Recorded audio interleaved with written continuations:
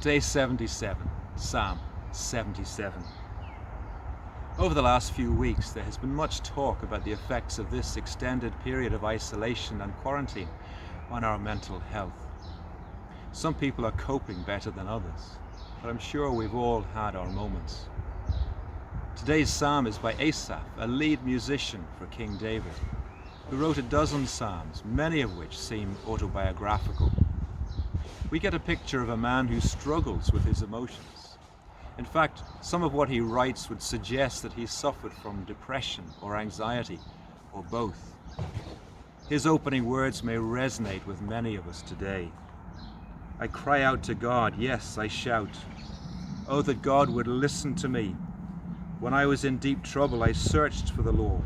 All night long I prayed with hands lifted towards heaven, but my soul was not comforted.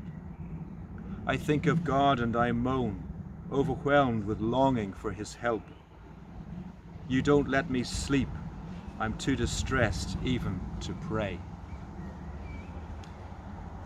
Depression is such a cruel illness. It's as if your own mind and thoughts conspire against you to rob you of joy and stifles every effort to change things. Some of the symptoms of depression are a deep sadness or hopelessness, low self-esteem or feelings of inadequacy, lack of interest in things you once enjoyed, changes to your patterns of sleep or appetite, and the inability to feel joy. Over many years as a pastor, I have also learned that people suffering from depression commonly feel that God is remote from them and that prayer is difficult or impossible. Asaph, in his opening verses, ticks most of these boxes. Looking back to the good old days often doesn't help either, as the sense of loss just emphasizes the low feelings. Asaph writes, I think of the good old days long since ended, when my nights were filled with joyful songs. I search my soul and ponder the difference now. Has the Lord rejected me forever? Will he never again be kind to me? But it would be wrong to think that this is a depressing psalm. These verses are just the backdrop against which Asaph finds hope and develops resilience. According to Mind, the mental health charity, resilience is not just your ability to bounce back, but also your capacity to adapt in the face of challenging circumstances. Resilience, they say, isn't a personality trait. It's something that we can all take steps to achieve. And that resilience can be developed by taking steps to look after your well-being, to help you deal with pressure and reduce the impact that stress has on your life. Some of those steps include exercise and fresh air, good food and routine, and making every effort to think positively and to be thankful.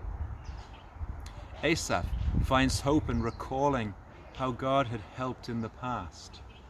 He remembered how God led the Hebrew people to safety through the Red Sea. This was the chink of light in his darkness that he needed to encourage him. If God could do that for them, he might have thought, he can help me also.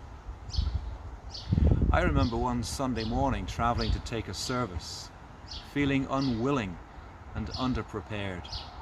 I was not in a good place spiritually and was fearful of how it would go, and perhaps a little depressed. The day reflected my mood. It was cold and dark. Grey clouds filled the sky. And then I drove around the bend in the road, and suddenly I saw a chink in the clouds, and a ray of light shone through and lit up part of Loch Key, where there was a small island with the remains of an old castle on it. I pulled over to the side of the road and got out just to look. In that moment, I remembered that it was God who had called me to this task, and that he had promised that he would never leave or forsake me. In that moment, my mood lifted, and I went on confident because of God's faithfulness. Psalmists often ask the questions, why, how long, Have you forgotten me? Have you forsaken me? The answer is always the same. God has neither forgotten nor forsaken. And the work that he has begun in you, he will, by his grace, complete. His presence and provision in times past often serve as a reminder of his present grace and an encouragement in times of struggle. For Asaph, only after he had emerged from his dark place was he able to look back and realize that God had been with him through it all and had been guiding him through. In his words, "Your road led through the sea, your pathway through the mighty waters, a pathway no one knew was there." If you're struggling with your mood or worried about your mental health today, talk to someone. There is help out there. And may you also know that God is with you through the darkest of days. He does hear your cry, and he will lead you to safety.